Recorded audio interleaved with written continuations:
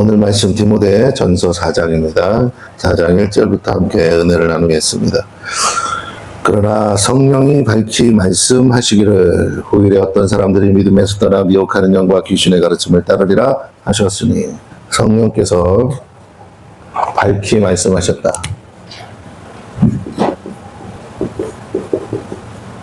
자, 성령께서 밝히 말씀하셨다.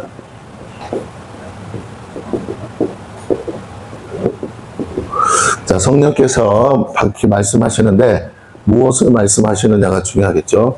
성령은 여하튼 우리의 깊은 것을 들춰내시죠. 우리의 숨은 죄에 대해서 무엇으로?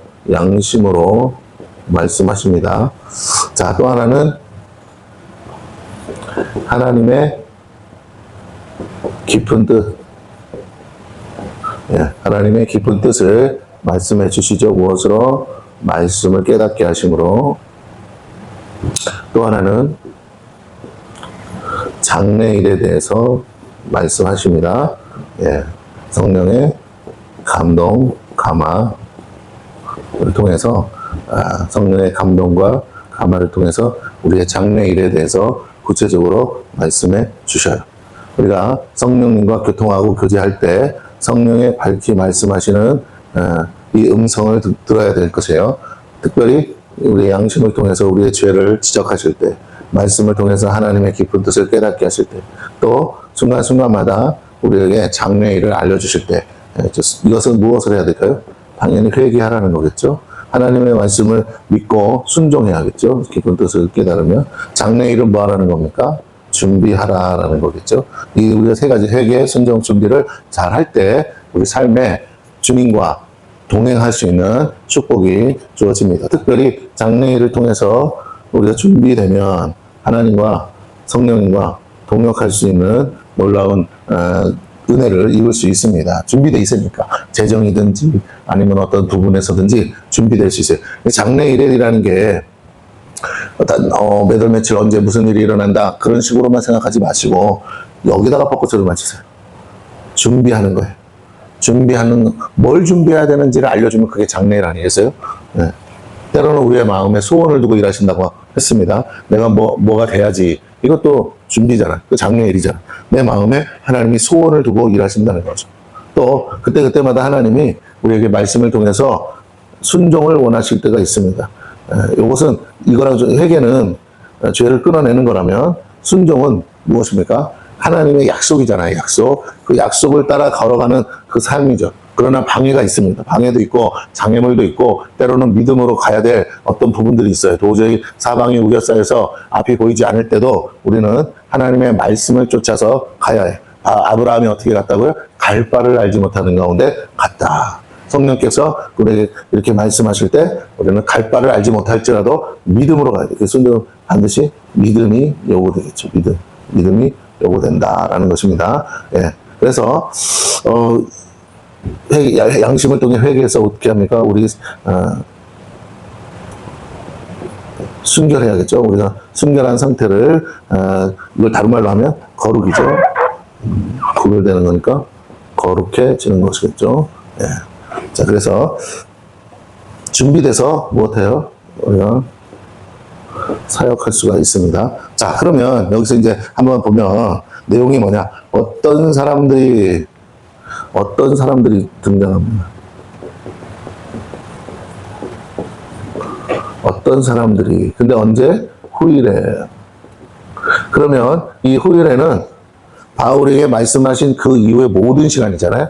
그러니까 오늘 우리에게도 동일하게 적용할 수가 있어요. 이 후일에 이 말 때문에 적용 가능이 이루어지는 겁니다. 오늘 우리 모두에게 적용할 수 있어요. 후일에 어떤 사람들, 그 어떤 사람들이 누군지는 몰라요. 특정인을 말하진 않았어요. 그러나 이 사람들의 특징을 말하기를 뭐라고 합니까? 믿음에서 떠났다. 이 사람들의 첫 번째 특징이 믿음에서 떠났다. 두 번째가 뭐라고요? 이 사람들이 그래서 미혹하는 영과 귀신의 가르침. 미혹하는 영, 그 다음에 세 번째 귀신의 가르침. 을 따랐다라는 거죠. 자, 이 사람들이 어디서 나왔느냐? 어디서 나왔어요? 교회. 교회에서, 교회 밖으로 나가는, 교회 안에 있던 사람들이 이제 나가는 거죠. 이거 이제 우리가 소위 말하는 배교했다 또는 배도했다라고도 표현합니다. 어쨌든 중요한 것은 거창하게 말할 필요 없이 교회 안에 이런 일들이 늘상 있어 왔다. 초대교회 때부터 지금까지 교회 안에 수많은 사람들이 예수 믿고 구원받았다고 하는데 어떻게 했다고요? 믿음에서 떠났다. 자, 믿음에서 떠날 수 없을까요? 아니, 있어요. 안 믿다가 믿을 수 있다면 믿다가 안 믿을 수도 있는 거예요. 이 중요합니다. 그러니까 이 사람들은 처음에는 구원받았을 거야. 근데 어떻게 해요? 다시 구원에서 이탈했다니까요. 자기에게 선택이 있으니까. 하나님은 그들의 선택을 존중하세요. 옳다는 말이 아니라 그들이 어쨌든 그 스스로 선택한 길이니까 그 본인이 가겠다는데 뭐라고 했어. 결과는 어쨌든 그들이 하나님의 심판을 믿지 않는 거죠. 믿음에서 떠나니까 뭐라고요? 하나님의 심판을 믿지 않는다는 거죠. 또는 예수 그리스도의 구속과 죄사함을 믿지 않죠. 죄사함을 믿지 않아.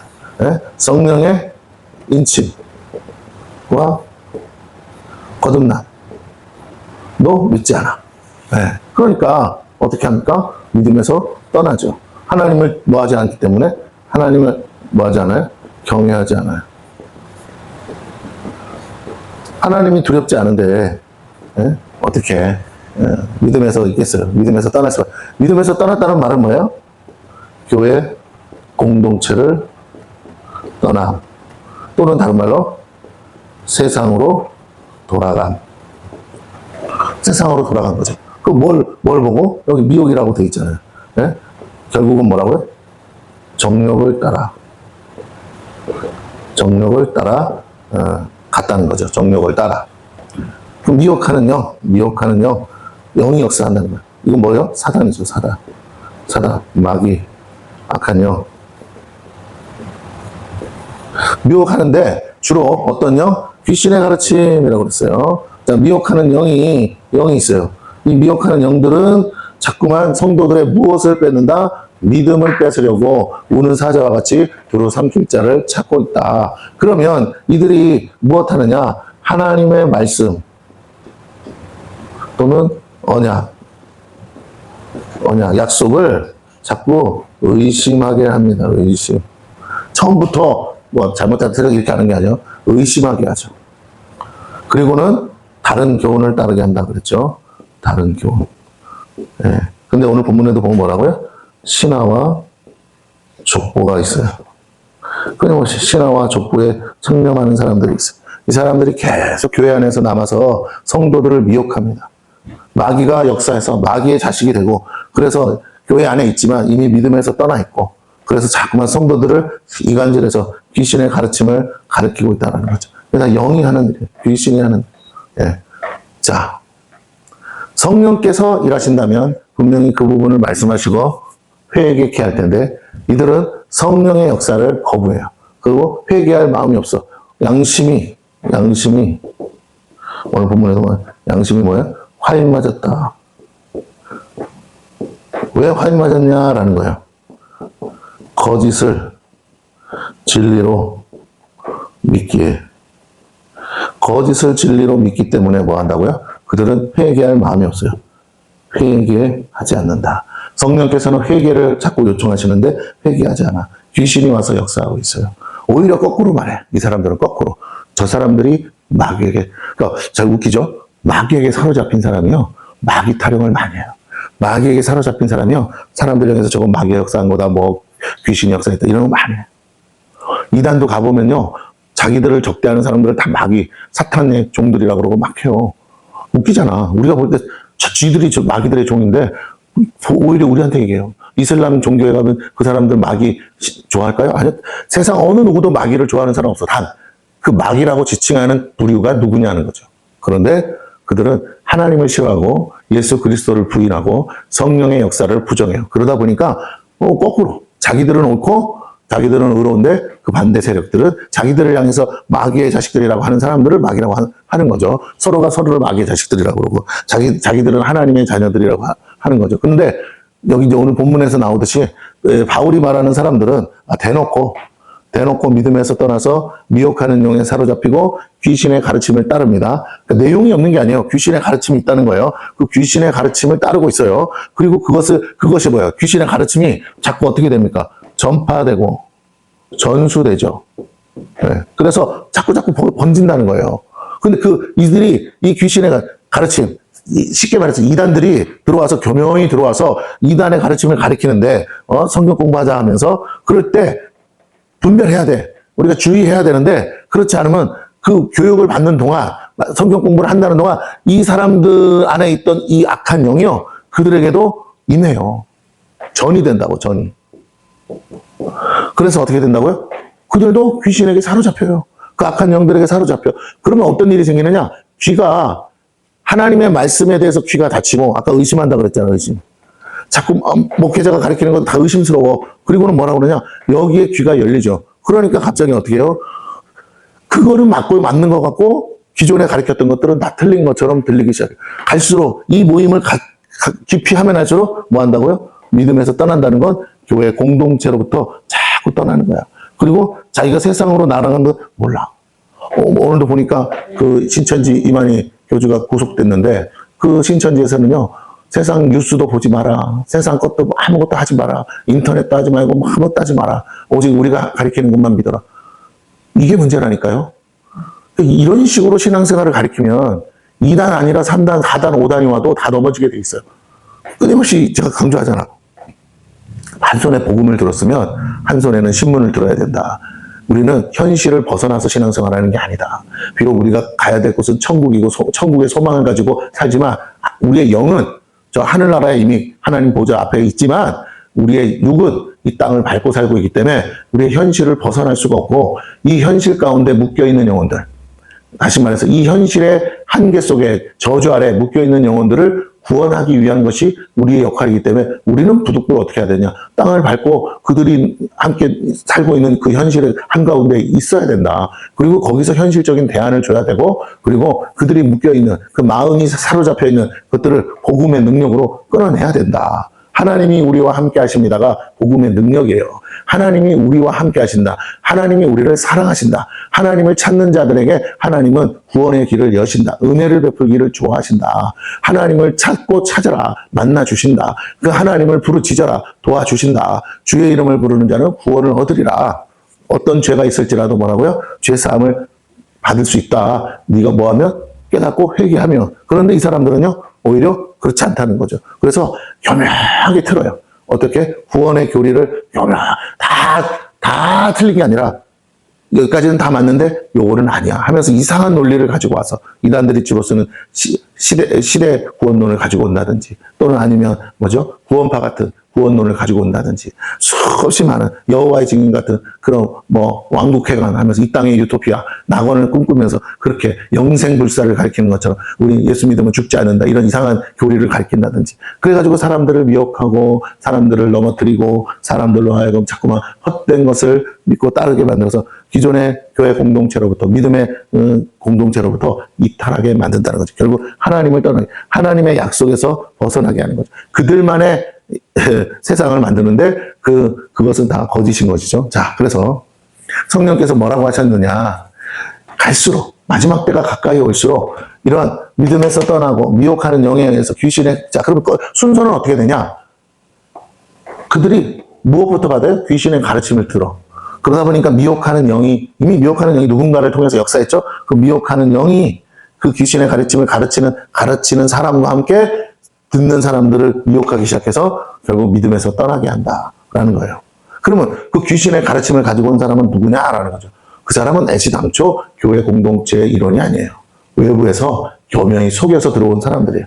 그들이 사람들을 빼내려고 이와 같은 작업을 하고 있다. 다른 교훈을 가리키고 신화와 족보에 사로잡히게 해서 그 말은 되는데 그 말이 하나님의 말씀과는 맞지 않는 비진리, 거짓을 자꾸 19만 거짓을 진리로 가르친다라는 거. 이거 한번 믿어버리기 시작하면요. 그 무슨 말을 해도 양심이 회개하지 않아요. 왜? 화인 맞았기 때문에. 화인을 맞았어. 그러니까 이 화인이 뭡니까? 우리 화인이 뭔지 아세요? 화인이 뭐냐고요? 이게 인침이야, 인침. 도장이라고. 불도장. 지워지지 않는 불도장. 누구한테 합니까? 짐승한테 하잖아요. 또 노예한테 하잖아요. 마귀의 종로로 탄다는 거예요. 마귀의 자식이 된다는 거예요. 다시 말해서 계시록에 보면 적그리스도의 666표가 뭐냐? 이런 거예요. 뭐 손과 이마에 든다. 그거는 하나의 상징적 메시지야. 성령의 인침도 그렇게 주니까. 그러면 뭐냐? 우리의 영혼에다가 이 화인을 놓는다고요. 내 양심에다가. 여러분. 양심에 화인을 맞아버리면 그 어떤 것도 안 돼요. 그 사람은 거기에 묶여버려. 거기에 매였어. 그 올무에 사로잡혔다. 그래서 아무리 말을 해도 듣지를 않아요. 머리로는 알겠는데 끊지 못하고 벗어나지 못하게 된다는 거죠. 이렇게 이제 바울이 그 계시를 받았습니다. 자, 이런 사람들이 이렇게 된다. 그러면서 자기 양심이 화인을 맞아서 외식함으로 거짓말하는 자들이다. 이들의 가장 특징이 뭐라고요? 귀신의 가르침이 거짓말이다. 이때 거짓말은 뭐냐? 속임수죠. 그래서 그걸 뭐라고요? 외식이라고 하는 거예요. 겉으로는 우리와 같은 공동체의 일원이고 한 사람인 것처럼 하는데 이 신천지 이만희가 어떻게 합니까? 그들의 전략이 뭐예요? 거짓말로 속여서 어떻게 합니까? 산을 옮겨라 그러잖아요. 산을 옮겨라. 이리에 탈을 쓰고 가서 산을 옮겨라. 예, 이런 식으로 한단 말이에요. 속임수로. 겉으로는 위하는 척하고 하는 척하지만 뒤로는 뭐합니까? 사람들을 이간질 시켜가지고 교회를 아예 통째로 옮길 생각. 담임 목사를 쫓아내고 그게 신천지의 첫 번째 전략 아니었어요? 교회 조용히 들어가서 열심히 하는 척하다가 담임 목사 신임 믿고 교회 안에 사람들과 어울리게 되면 그들에게 성경 공부라는 것을 가르치게 하고 그 다음에 뭐합니까? 이 어느 정도 구성원이 이루어지면 시비를 걸기 시작해서 거기서 뭐라고요? 담임 목사를 내쫓아라. 그리고 교회 공동체 전체를 통째로 산을 옮긴다. 그래서 어떻게 성경의 말씀을 기가 막히잖아요. 어떻게 산을 옮긴다는 그것을 그렇게 적용해가지고 근데 또 그게 통했단 말이야. 그래가지고 교회들이 풍지박산 나니까 이제 와서 뭐 신천지 아웃하잖아요. 못 오게. 예? 근데 신천지가 이제 그렇게는 안 하고 이제 새로운 전략을 바꿨어요. 그래서 요즘은 신천지가 뭐 합니까? 교회 목사랑 MOU를 해. MOU 협약을 해. 우리 같이 함께 가자. 그러면서 서로 연구하자. 그래가지고 뭐라고? 우리는 믿고 배울 테니까 너는 우리 거 배우고 같이 해보자. 그러면서 교회에다가 뭘 도와줘요? 재정을 도와줘. 돈을 내줘. 그래가지고 어떻게? 네. 목사님도 어려운데 우리가 돈 대드릴 테니까 우리랑 같이 안 가보실래요? 근데 그렇게 되면 어떻게 돼요? 홀라당 다 먹는 거지 뭐. 돈 들어갔는데 거기다 사람까지 줘. 아니 교회 교인수가 한 서너 명밖에 없는데 갑자기 뭐라고요? 10명, 20명씩 막 오는 거야. MOU 맺고 나면. 신천지 멤버들이지. 여기서 목사님은 처음에는 막 열심히 설교하고 좋은 것처럼 막 하지만 결국은 어떻게 됩니까? 홀라당 다 넘어가는 거예요. 네. 네. 그리고 아예 목사 자체가 신천지로 옮기는 일도 생길 수 있어요. 왜? 말은 목사지만, 진짜 믿음의 확신을 가지고 성령의 체험을 하고, 그래서 구원의 확신을 가진 목사들이 생각보다 많지 않습니다. 부르심에 소명이 없는 사람들은 이런 데 앞에서, 이 재정적인 문제 앞에서 결국 넘어질 수밖에 없죠. 자, 그래요. 자, 다시 봅니다.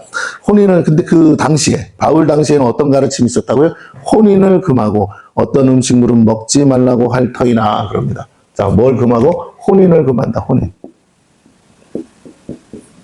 마치 뭐와 같아요? 카톨릭과 같죠, 카톨릭. 네. 먼저 생긴 게 카톨릭이니까 혼인을 금한다.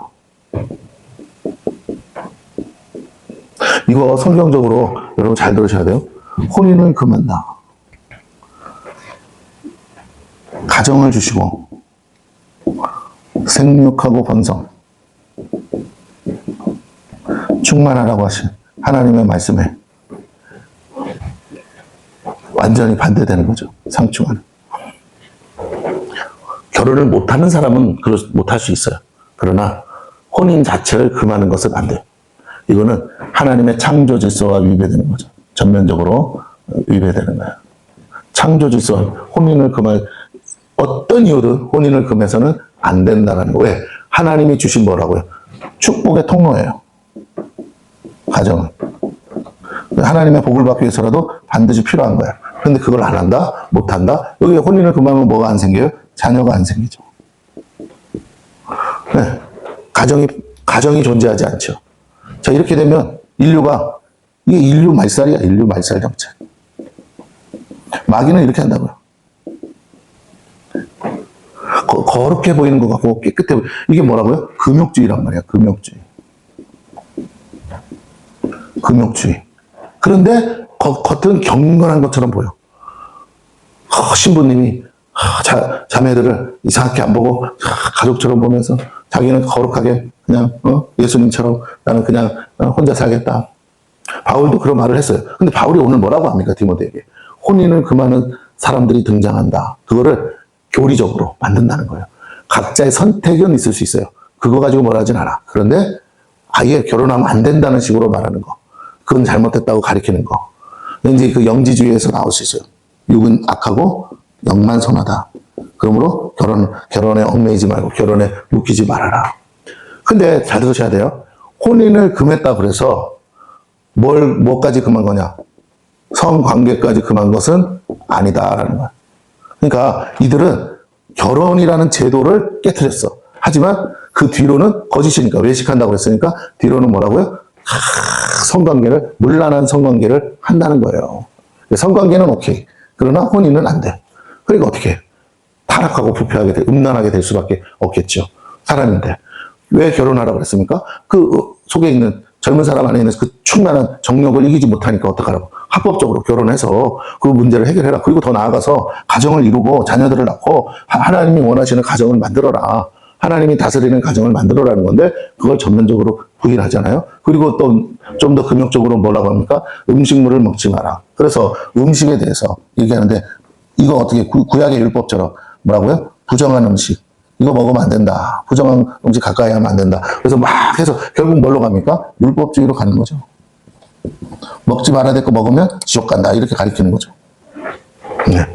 예수 그리스도를 통해서 이 부분, 율법에 있는 이 문제, 어떤 것은 부정하고 어떤 것은 정한 것이 어떻게 됐어요?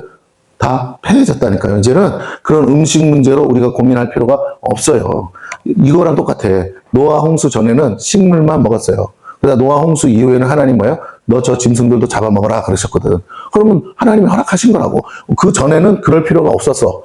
왜? 그 맹수들도 풀을 먹고 살았으니까. 그러나 이제 홍수 이후의 세상은 완전히 다른 세상으로 바뀌었기 때문에 하나님이 이 세상에서는 맹수들이 짐승을 잡아먹어. 그것처럼 너희도 저들을 잡아먹어. 가축을 길러서 잡아먹고 그렇게 하라고 이것이 이제 너희의 음식이 되었다고 가르쳐 주셨어요. 이것은 저주가 아니에요. 하나님이 바뀐 세상에서 살아가는 또 다른 방식을 가르쳐 준 거예요. 오늘날은 뭐예요? 우리가 그렇게 먹어야 사는 거예요. 단백질이 들어와야 된다고. 채소만 먹어서 되는 게 아니에요. 환경 자체가 바뀌었기 때문에. 그 단백질을 섭취하지 않으면 오히려 몸에 문제가 생길 수 있다니까. 그래서. 그러나 이제 구약시대 때는 부정한 짐승과 정결한 짐승을 구분했습니다. 이런 조건, 이런 이유. 그러나 오늘날은 우리가 그런 식으로 신앙생활 할 필요가 없다는 거예요. 왜? 우리는 유대인이 아니잖아요. 우리는 그건 유대인들에게 전해준 거고, 우리는 원래 이방인이잖아. 이방인들 안에서 이미 그렇게 먹고 살았어. 그래서 우리는 더 이상 음식 때문에 이제 그것 때문에 부정하냐, 부정하지 않냐로 구분되는 게 아니에요. 예수 그리스도 십자가의 보혈은 그 부정했던 모든 것들을 깨끗게 하실 수 있기 때문에 깨끗해진 거예요. 우리가 그 부분에 대해서 오늘 바울이 얘기하거든요. 그래서 우리가 다시 한번 신앙을 바로 잡아야 돼. 예수 그리스도 십자가를 중심으로 우리가 어떻게 살 것인지 신앙의 그것들을 다시 바로 세워야지 자꾸 십자가에서 다시 옛날 구약으로 돌아가는 어리석음을 범해서는 안 된다는 거죠. 자, 그래서 보면 혼인을 금하고 어떤 음식물은 먹지 말라고 할 때나 음식물은 뭐라고요? 하나님이 지으신 바니 믿는 자들과 진리를 아는 자들이 뭐하면 감사함으로 받을 것이니라. 근데 어떤 때는 왜 바울이 조심하라고 했어요? 그것은 우상 앞에 제물로 드려진 것일 때 결국 그것을 먹는 것은 뭐와 같다? 귀신과 교제하는 것과 같지 않겠느냐? 어떤 사람들이 연약한 지체들에게 아직 우상 숭배에서 벗어난 지 얼마 안 된 사람들은 이게 뭔지를 아는데 그 사람들 앞에서 아무리 우리나 그래도 상관없다고 하면서 먹기 시작하면 마치 교회 안에서 절밥 시켜다가 먹는 거랑 뭐가 다르냐 이거예요. 이해가 되세요 지금? 교회 갔더니 절밥이 나와. 목사님 건강에 좋잖아요. 근데 느낌은 뭐야? 여기가 교회 맞아? 혹시 목사님 뒤로는 낮에는 목사하고 밤에는 스님하는 거 아니야? 이렇게 될 수 있잖아요. 그러니까 오해가 살만 그게 진짜 문제가 있어서가 아니라 우리 아직도 연약하기 때문에 딱딱한 말씀을 받아 먹을 능력이 안 되니까 그 감성이 있잖아요. 그 감성, 불편한 마음, 그것들을 건드리지 않는 선에서는 우리가 뭐라고 모든 것이 가하나 모든 것이 유익한 게 아니니까 교회 덕을 세우기 위해서 절제하라. 그렇잖아요. 오늘날로 말하자면 이거죠. 목사님이 옛날에 보신탕 많이 먹어서 목사님들 몸에 좋다고. 왜? 우리 이렇게 생각해. 목사님 어떻게 보신탕을 먹었어요? 목사님들 너무해요. 말 같지도 않은 소리야. 먹을 게 없었다고 먹을 게. 돼지고기, 소고기가 무슨 그렇게 흔하게 먹을 수 있는 시대가 아니라고요. 그 동네마다 집집이마다 흔한 건 뭐라고요? 개새끼밖에 없어. 그래서 목사님 대접한다고 뭘 줬다고요? 개고기 드린 거야. 그 몸에 좋으니까. 뭐 솔직한 얘기로 농사 짓고 정말 어렵게 살던 시대에 돼지고기는 정말 결혼하거나 뭐 하지 큰 잔치가 있지 않는 한 돼지고기 씨알도 볼 수가 없고, 돼지를 왜 잡아먹어요? 그 재산인데. 소를 잡아먹어요? 자식 새끼 대학 간다 그러면 뭐라고? 소 팔거나 그래서 저 한번 잡아먹을 거나 말 거나 하는 거지. 그 소는 잡아먹는 게 아니라고, 진짜. 나라님도 아무 때나 먹는 게 아닌데. 그러면 소, 우리말로 하면 자동차잖아요, 자동차. 농사 짓는 트랙터인데. 저걸 왜 잡아먹어? 미쳤어? 농사 때려쳤어? 그러니까 아무 때나 먹을 수 없기 때문에 뭐라고? 그것이 습관화돼서 이제 개화기가 지나서 이제 현대 문명으로 와서도 여전히 우리가 살고 있던 어떤 전통에 의해서 개고기 몸에 좋다. 특히 이제 목사님들이 앞에서 뭘 많이 합니까? 목소리를 많이 내잖아, 소리를. 그러니까 개고기를 먹으면 사람들의 그냥 선입견이야. 뭐라고? 개는 왈왈왈 잘 짖으니까 개처럼 우렁차게 잘 짖으라고 뭐라고요?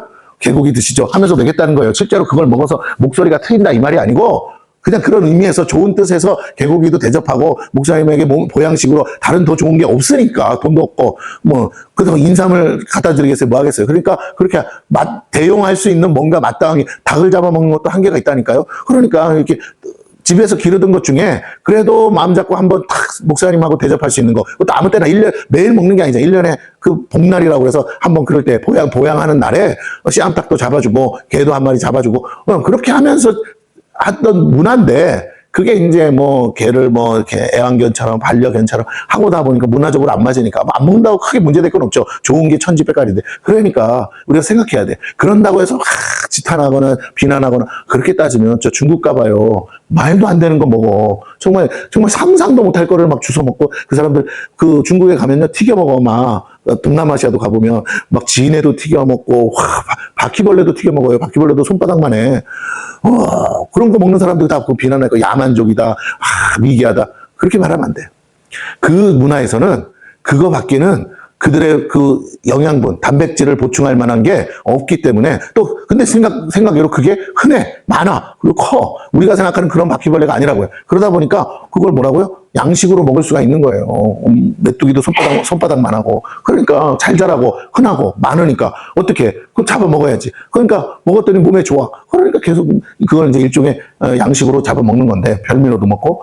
자꾸 그런 거를 오해하고 문화적 충돌 속에서 자꾸 그렇게 하면 안 된다라는 거예요. 자, 그래서 오늘 여기 보니까 뭐라고요? 믿는 자들과 진리를 아는 자들의 특징이 뭐라고요? 자유함이야, 자유함. 본질이 아닌 것에 대해서는 자유하는 거예요. 우리가 비본질에 대해서는요, 그냥 각자의 스타일, 문화적 차이, 그냥 인정할 건 인정하고 받아들일 건 받아들이면 된다는 거예요. 4절, 하나님께서 지으신 모든 것이 뭐하다? 선하시네. 누가 지으셨기 때문에? 하나님이지. 하나님이 어떤 의도로 지으셨다고요? 선한 의도로. 그래서 하나님이 뭐 했다고요? 보시기에 좋았더라. 그러므로 하나님 지으신 모든 것이 뭐라고요? 선하다. 성경적 관점으로 바라보고 성경적 관점으로 해석해야 된다는 거예요. 선함에 감사함으로 받으면, 어떻게 받으면? 감사함으로 받으면 버릴 것이 없나니. 사막에 가서 먹을 거 없는데 돌아다니는 정갈이라도 뭐 해야 됩니까? 잡아 먹어야지. 찔리면 죽겠죠. 그럼 굶어 죽거나 찔려 죽거나 믿자 먼저 한번 해보자. 그러고는 지혜롭게 때려잡으면 그 정갈도 먹어야 사는 거 아니겠어요? 예, 그런 것처럼 버릴 게 없어요. 우리 자꾸만 이상한, 예수 그리스도 안에서 모든 부정한 것이 깨끗해졌다고, 마치 이거예요. 제단불을 만지면 거룩해진다고 한 것처럼 하나님의 보혈이, 예수 십자가의 보혈이 그 어떤 것도 깨끗게 하고 정결하게 할 수 있는 능력이 있다고요. 그 악한, 하나님 보시기에 제일 악한 것은 그런 음식이 아니라고요. 우리 속에서 나오는 그 쓴뿌리, 속에서 나오는 썩은 그 죄악된 생각, 그것마저도 예수님의 보혈로 다 덮었잖아요. 용서받았잖아요. 그럼 뭐가 부정한 게 어디 있겠어요? 예, 우리 안에 있는 모든 것들을 정결하게 하셨는데, 자, 그렇습니다. 그래서 뭐라고 합니까? 5절에 하나님의 말씀과 기도로 거룩하여 짐이라. 자, 뭘로 거룩해진다고요? 하나님의 말씀과 기도로 거룩하여 진다. 그래서 다시 말합니다. 하나님의 말씀과 기도로 뭐 해진다? 거룩해진다. 근데 잘못된 귀신의 가르침, 미혹의 영에 이끌리는 그런 거 너 분별해야 돼. 속지 말. 성도들이 거기에 넘어가지 않게 해야 돼. 예, 그러면서 6절에 이렇게 얘기합니다. 너가 이것으로 형제를 깨우치며, 오직 기도와 말씀이야, 그걸로 깨우치면 그리스도 예수의 좋은 일꾼이 되어 목회자가 해야 될 일은 뭐라고요? 성도들을 그리스도 예수의 좋은 일꾼, 좋은 군사로 만들어야 돼요. 믿음의 말씀과 어떤 말씀이요? 믿음의 말씀. 그러니까 말씀이 그냥 지식으로만 있으면 안 되고 이 사람들은 맨날 논쟁하고 다투고 하는데 그거 말고 믿음의 말씀이어야 돼. 내게 믿음으로 역사할 수 있는 말씀이어야 돼. 그러면 결과물이 있을까요? 없을까요? 있죠. 믿음의 말씀은 곧 우리에게 순종이라는 열매를 맺고 그 결과로 기적이 일어난다니까요. 기적이. 믿음의 말씀과 내가 따르는 좋은 교훈으로 양육을 받으리라.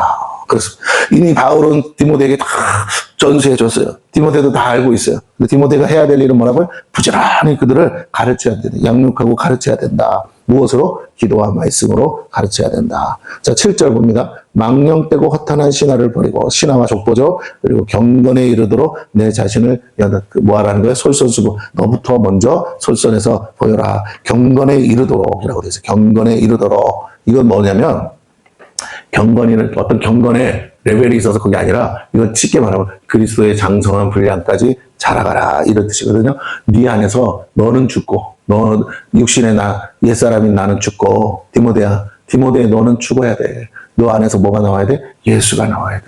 예수의 능력이 나와야 돼. 자꾸 예수 때문에 예수님께 영광 돌릴 수 있는 예수만 나와야 돼. 자꾸 너가 나오면 안 되는 거야. 그렇게 얘기하는 겁니다. 그러니까 내가 나오려고 하는, 자기를 주장하려고 하는 나 자신을 뭐 한다고요? 꺾는 거, 부인하는 거. 그게 연단이죠. 내 자신을 연단하라. 경건에 이르도록. 오직 예수화 돼야 돼. 우리는 예수님이 드러나야 돼. 그리스도화 되는 것이 중요합니다. 그것이 그리스도와의 연합이라고 그랬죠. 8절에 육체의 연단은 뭐예요? 내가 막 살을 뺀다 그러면 먹고 싶은 거 끊어내는 거잖아요. 절제하고 육체의 연단, 운동선수가 더 열심히 뛰는 것처럼 육체의 연단은 약간의 유익이 있어요. 그렇죠? 이생에만 유익이 있어요. 이생에만. 그러나 지금 바울이 뭐라고 합니까? 경건은. 그 경건이 뭐라고요? 앞에? 기도와 말씀이라고 그랬어요. 기도와 말씀으로 거룩해진다고 했으니까 기도와 말씀에 전념하는 것은 범사에 유익한 힘. 뭐라고요? 금생과 내생의 약속이 있느니라. 그러면 어떻게 사는 게 맞아? 금생과 내생의 약속을 붙들고 사는 거. 언약의 말씀을 붙들고 사는 거. 말씀을 발견하고 그 말씀이 내 삶에 이루어지도록 기도하는 거. 그러니까 기도는 뭘 가지고 기도하는 거예요? 내 소원 아래는 게 아니에요. 기도는 하나님의 뜻이 내 삶에 이루어지도록 하늘에서 이룬 것처럼 땅에서 이루어지게 해달라고 기도하는 거예요. 그러니까 기도하려면 반드시 뭐가 있어야 돼요? 언약의 말씀이 있어야 돼요.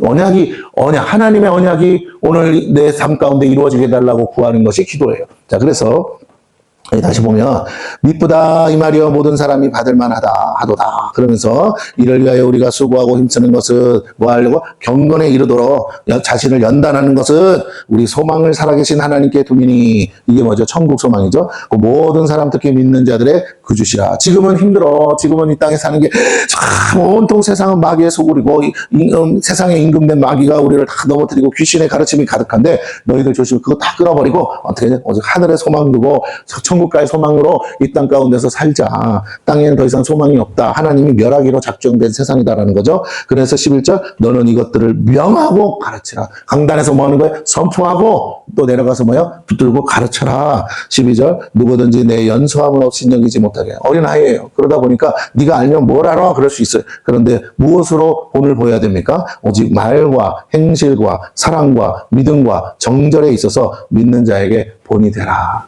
저 사람들 다 말뿐이야. 그거 보지 마. 디모데에게 말하는 거야. 너 나이 어리다고 업신여기지? 괜찮아. 신경 쓰지 마. 그것이 성숙함의 잣대가 아니야. 성숙함은 오직 그 말과 행실과 사랑과 믿음과 정절에서 그들보다 훨씬 더 거룩하게 본을 보일 때 그들이 존경할 수밖에 없는 삶을 살 때 어린아이지만 그 너를 어른 대접해 줄 것이다. 왜? 자기들은 죽었다 깨나도 못하니까. 자, 그러면서 하는 말이 뭡니까? 여기 보세요. 중요한 오늘 핵심인데. 그래서 이렇게 살아야 되겠는데 교회가 이렇게 가야 되는데 그래서 어떻게 해야 되냐. 이런 미혹에 넘어가지 않고 믿음에서 떠나지 않게 하려면 어떻게 해야 되느냐. 자, 내가 이제 다시 에베소 교회 한번 방문할 거다. 너 그때까지 잘해야 돼 하면서 하는 말이 뭐예요? 내가 이럴 때까지 읽는 거. 그럼 뭐예요? 기록된 말씀. 성경, 기록된 말씀. 읽는 것과 권하는 거. 우리가 전도하는 거죠. 그 다음에 가르치는 것에 뭐하라? 디모데야 너는 전념하라. 그 목사들이 교회에서 정말 해야 되는 게 뭐라고요? 읽는 거. 또 자기 개인의 영성을 위해서 누구보다도 많이 성경 봐야겠죠? 그리고 권하는 거 계속, 전도해야겠죠? 그리고 가르치는 거. 성도들을 붙들고 체계적으로 말씀을 이거 주제가 있잖아요. 결혼에 대해서, 직장에 대해서, 뭐에 대해서 다 가르쳐야죠. 예. 거기에 뭐하라? 전념하라. 예. 예수님 뭐라고 했어요? 세례 주고, 그 다음에 뭐하라? 내가 너에게 분부하여 가르친 모든 것을 지키게 하라 그러셨어요. 오늘 제자 양육, 이거 한마디로 말하면 제자 양육이죠. 이 제자 양육이 되어야 된다라고 지금 얘기하고 있습니다. 14절에 내 속에 있는 은사고 장로의 회에서 안수받을 때 예언을 통하여 받은 것을 가볍게 여기지 말며, 이게 뭐라고 그랬습니까? 내가 늘 얘기했죠. 지금 이게 뭐 하는 건데, 목사로서 이제 안수받는 거거든. 네 속에 있는 은사고 장로의 회, 은사가 뭐예요? 그에게 준 거잖아. 그 선물이잖아요. 그렇죠? 근데 그게 기름 부심이거든. 그 기름 부심 곧 장로의 회, 장로님들, 우리가 이제 목사 안수받을 때 목사님들이 있는 것처럼 장로의 회에서 안수받을 때에 안수받았잖아요. 머리에. 그때 예언을 통하여 받은 것을 가볍게, 그때 당시에 이제 성령의 감화 감동으로 예언이 쏟아지는데, 이때 예언이 뭐냐라는 거. 그 부르심이라는 거야, 부르심. 디모데를 향해서 목회자로서 부르신 게 있다라는 거예요. 그를 통해서 예언의 말씀이 있다는 거예요. 너는 어떤 목사가 되라, 너는 앞으로 어떤 영혼들을 어떻게 해라 하는 그 부르심이 있어. 그것을 가볍게 여기지 말라. 너 벌써 잊어버렸지? 다 잊어버리지 말고 다시 기억해. 너가 어떤 종이 돼야 되고 어떤 삶을 살아야 되는지 그때 이미 예수 안수할 때부터 말씀 주셨잖아. 다른 말 할게요. 그때 주신 그 성령의 감화 감동, 그 말씀 버리지 마 하면서, 그러니까 우리가 다 항상 생각해야 되는 내 첫사랑은 뭐예요? 하나님의 부르심. 처음 만나 하나님 나를 부르실 때 그 부르심, 그걸 다시 생각하는 거예요. 15절. 이 모든 일에, 그리고 이 모든 일에 전심전력하여 너의 뭐라고요? 성숙함을 모든 사람에게 나타내. 그러면 뒤집어서 얘기하면 모든 사람들이 다 뭐 한다고요? 디모데가 하루 지나고 그 다음에 계속 성숙해져 가는 것을, 예수님처럼 닮아가는 것을 본다는 거죠. 볼 수 있다는 거죠. 아, 디모데 목사님 정말 작년에 목사님과 또 틀려. 갈수록 깊어져.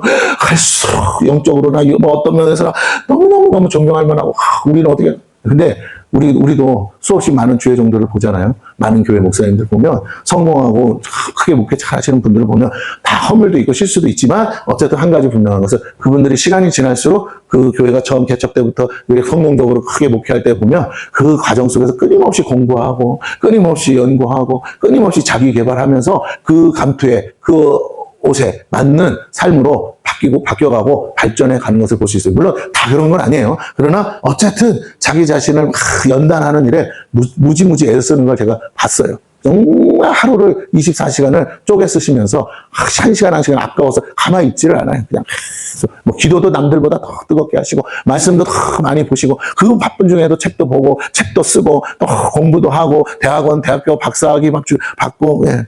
얼마나 많이 애쓰는지. 그러니까 남들과 비교할 수 없을 만한 그 퀄리티를 계속 만들어 가시는 걸 제가 봤어요. 그런 의미에서 보면 참 저는 부족한데, 어쨌든 자이든 타이든 하나님이 주시는 연단이든 본인 스스로가 만든 연단이든 간에 그 성숙함을 나타내고 경건에 이르기 위해서 작년보다는 더 오래 더 내가 예수님 닮아가야지 하면서 애쓰시는 모습을 보면, 야, 참 존경할 만하다는 게 느껴져요. 그냥 혼자 그렇다라는 게 아니라 눈에 보이게, 눈에 띄게 자꾸 매번 업그레이드 되는 것이 보이더라는 거죠. 그렇다면 우리도 거기에 맞춰, 아니 목사님은 날마다 발전하는데 성도들은 맨날 비리비리해서 되겠어요. 성도들도 그래. 근데 그건 어떻게 되느냐? 목사님이 우물을 파서 생수를 끄집어내면 목사 혼자 먹습니까?